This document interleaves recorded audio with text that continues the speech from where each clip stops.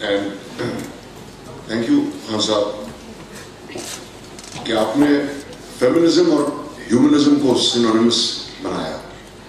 مجھے بھی ہمیشہ یہی خیال رہا تھا کہ جس طرح ریشیل ڈسکرمنیشن ہوتا ہے یا ریلیجس ڈسکرمنیشن ہوتا ہے یا ریجنل ڈسکرمنیشن ہوتا ہے, فیمنن ڈسکرمنیشن بھی ویسا ہی مسئلہ ہے جو کہ ایک ہیومنسٹک لیول پہ ٹیکل کیا جانا چاہیے.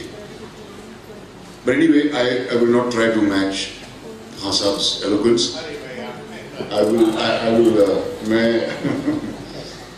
I'll just say a few things which are in my heart and a few things that I've learned. سب سے پہلی بات تو یہ کہ نور جہاں صاحبہ, عارف محمد خان صاحب اور بالاجی سرینواسن کی موجودگی میں مجھے مکھیہ اتھیتی بنانا کہیں پر یہ مجھے اپنی کمتری کا احساس دلاتا ہے, کیونکہ میں I'm an entertainer, I'm a messenger. I cannot claim to have the same conviction as these people جنہوں نے اپنی زندگی کو اپنا میسج بنایا ہے, اپنی زندگی کو اپنی مثال بنائی ہے. بالاجی صاحب نے اپنی وکالت کی سارا علم, اپنی ساری طاقت, ساری محنتیں he has directed towards providing justice. Khan Saab is a person who اپنی قابلیت اور اپنی ایمانداری ثابت کرنے کے بعد بھی he has quit politics on a matter of principle, which was not an easy decision to make, I'm certain. And نور جہاں صاحبہ جن کی سنستھا کی ہمت اور فیمیلز کے حق کے لیے ان کی انتھک لڑائی ایک مثال رہے گی فیوچر کی مسلمان عورتوں کے لیے. میں اس طرح کی کوئی کریڈٹ اپنے لیے کلیم نہیں کر سکتا, میں صرف اپنا ایڈمیریشن ویکت کر سکتا ہوں ان لوگوں کی طرف اور سلام کر سکتا ہوں.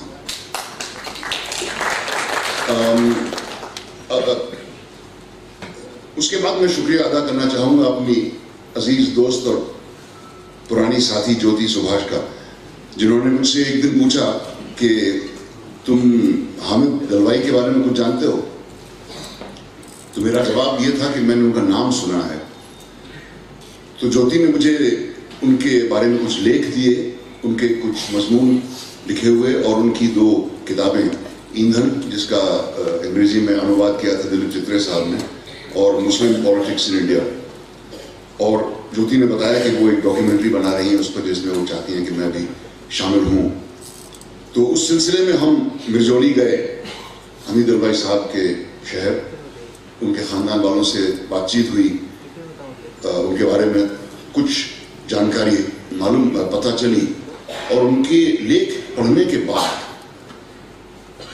میں سچ کہتا ہوں کہ میں حیرت سے بھر گیا کہ اس وقت اس سماج میں جب پارٹیشن کے زخم تازے بھی تھے, اس طرح کی باتیں سوچنے کے لیے کس قدر ذہین ہونا ضروری ہے انسان کو, اور اس طرح کی باتیں کہنے کے لیے کس قدر ہمت ہونی چاہیے ایک انسان کو, ایسے لوگوں کو یہ بات سمجھانے کے لیے جس کے وہ آپ کو معلوم ہے کہ جس کے وہ بالکل مخالف ہیں. میں تو شاید اپنے میں ایسی ہمت کبھی نہ پا سکتا. اتفاق سے میرا ایک چھوٹی سی زمین ہے کرجت کے پاس, جس کے دونوں طرف اتفاق سے مسلمان بستیاں ہیں, اور وہاں کے کچھ لوگوں سے میں واقف ہوں. اور کبھی کبھی میں سوچتا ہوں کہ اگر میں اس طرح کی بات کرنے کی کوشش کروں ان سے جو حمید صاحب تب کرتے تھے, کیونکہ مرجولی ایسی قصبوں جیسا ہی ہے, اور شاید یہ قصبے بھی ایک دن مرجولی جیسے شہر بن جائیں گے, تو مخالفت کرنے والوں کا زور اس وقت زیادہ ہوتا یا اب زیادہ ہے, یہ اس بات کا جواب میرے پاس نہیں ہے, اور نہ میرے خیال سے مجھ میں کبھی ہمت ہوگی یہ تجربہ کرنے کی. اسی لیے میں, جیسا کہ میں نے کہا کہ ایک ایکٹر کا کام ہوتا ہے دوسروں کے خیالات سننے والوں تک پہنچانا, ایکٹر کو موقع نہیں ملتا اپنے خیالات ظاہر کرنے کا. اس کے خیالات یا اس کی فلسفیز یا اس کے بلیفس اس بات سے اندازہ لگایا جا سکتا ہے کہ وہ کس طرح کا کام کرنا پسند کرتا ہے. تو بجائے اس کے کہ میں حمید دلوائی صاحب کی شخصیت کے بارے میں یا ان کے کام کے بارے میں, ان کی اچیومنٹس کے بارے میں بخان کروں, کیونکہ مجھ سے کہیں زیادہ انفارمڈ لوگ ہیں جو شاید حمید بھائی کے ساتھ رہے ہیں یا جنہوں نے حمید بھائی کے کام پر ریسرچ کیا ہے. میں صرف اتنا کرنا چاہتا ہوں کہ ان کی اس کتاب مسلم پالیٹکس ان انڈیا کے کچھ حصے آپ لوگوں کو پڑھ کے سنانا چاہتا ہوں.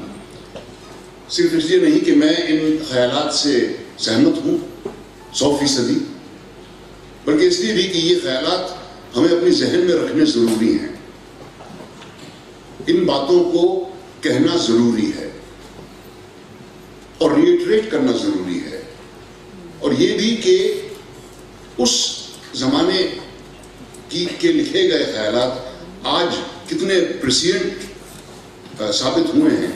جو باتیں انہوں نے کہیں ہندو مسلم ریلیشن کے بارے میں یا مسلم بیکورڈنس کے بارے میں, وہ آج سب ہمارے سامنے آ رہی ہیں. تو اگر آپ کی اجازت ہے تو میں پڑھنا چاہوں گا ان کی پہلے چیپٹر سے کچھ انش.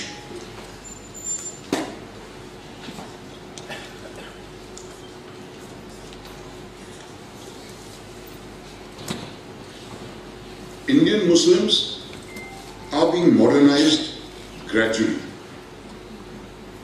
At present, such Muslims are few and they are confused. They have doubts and anxieties about their future, and they are worried about the security of the Muslim community itself in India. Being in doubt and feeling insecure, these Muslims oppose any new and different approach to the communal problem in India. They imagine that the security of Indian Muslims lies in clinging to the traditional structure of Indian society. If these people believe that it is their duty to convert all Indians to Islam by whatever means they can think of, they are the exact counterpart of those extremist Hindus who similarly wish to liquidate all Indian Muslims, even if it involves mass extermination. I come from the Muslim community, and yet I cannot entirely blame the extremist Hindu communalists. Whereas the extremist Muslim communalists have aggressive plans to destroy the Hindu community, the extremist Hindu, in reaction to them, want to eliminate the Muslims in self-defense. Thus, I view extremist Hindu communalism as a reaction to Muslim communalism. Unless Muslim communalism is eliminated, Hindu communalism will not disappear. I have been ceaselessly criticizing the movement for a ban on cow slaughter. However, when I criticize Hindu communalist trends, I do not criticize the Hindus as such. Nor is it the purpose of my criticism to ensure that Muslims are able to eat beef. That would be a naive way of looking at the problem. My criticism of the movement for a ban on cow slaughter is from the agricultural and economic point of view. I believe that such a ban would adversely affect two major national interests: the development of Indian agriculture and hence of the Indian economy. The only thing he didn't foresee was cow vigilantes. It is an old habit of Indian Muslims to blame Hindus for their wars. However, the Indian Muslim intelligentsia has not really been critically introspective. It has not sought to relate its problems to its own attitudes. It has not developed a self-searching, self-critical attitude. Compared to the Hindus, the Indian Muslims accepted Western education rather late. As a consequence, the Muslims remained comparatively backward in several fields. The real cause of Muslim backwardness is found in the Muslim opposition to educational reforms during the early days of British rule in India. Behind this view was a peculiar sense of resentment. Muslims in India believed that the British snatched away from their predecessors what was a Muslim empire. When Sir Syed Ahmad Khan urged Muslims to accept modern Western education, the ulama of Deoband came out with the fatwa that Sir Sayyid was a kafir. How can one blame the Hindus for this? It is high time now that younger Muslims become critically introspective and learn the nature of their own mistakes.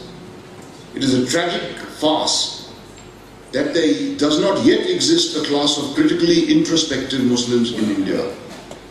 A society which puts the blame on Hindus for its own communalism can hardly be called introspective. If Hindu communalism is responsible for Muslim communalism, by the same logic it would follow that Muslim communalism is equally responsible for Hindu communalism. The truth of the matter is that the Muslim intelligentsia has not yet given up its postulate of a parallel society. It has still not learned to separate religion from politics. Their idea of religious freedom is merely that the structure of the Muslim society in India should remain unaltered. Basically, they are Muslim nationalists. However, I consider suicidal the Hindu communalist attempt to answer Muslim communalism by obscurantist Hindu revivalism. Muslim communalism will be defeated only when the Hindu achieves a greater degree of social progress and modernizes himself. By making the Hindus more obscurantist, by making them more Puritan and Orthodox, Muslim communalism can never be eliminated. Hindu communalists must also break away from the grip of their prejudices. It is not the fault of the young Brahmins of today that their ancestors gave inhuman treatment to the untouchables. And today's Indian Muslim is not responsible for the oppression to which Mahmud Ghaznavi or Aurangzeb subjected the Hindus. Fortunately, there is a class of Hindus today which bears the burden of its ancestors' sins and conscientiously tries to undo the damage by embracing social equality as a fundamental value. Similarly, there has to emerge a class of Muslims who would accept the sins of Aurangzeb and to undo the damage would therefore embrace the concept of secular citizenship. The emergence and sustained growth of such a class of modern secular dynamic liberals is the only effective answer to the Hindu-Muslim communal problem. These are thoughts which I have often shared, but I found कि मेरे पास अल्फाज नहीं थे, ना वो ज़हनी clarity इतनी थी और ना मेरी स्टडी इतनी थी कि मैं इन प्रॉब्लम्स को इन अल्फाज में बयान कर सकूं. इसीलिए मुझे ज़रूरत पड़ी to read them out to you. And I must repeat again कि आपने बहुत बड़ी इज्जत दी है मुझे कि मुझे इस महफिल में शामिल होने के लिए बुलाया. And I'm truly humbled to be on the same platform as the other speakers, people who are true heirs to Hamid Dalwai's tradition. The people who will continue to do their work, the people who are unsung, the people whose achievements are unknown, but who will continue all their lives out of a sense of commitment to continue what they have, the task they have set themselves to achieve in their own lives. Thank you very much.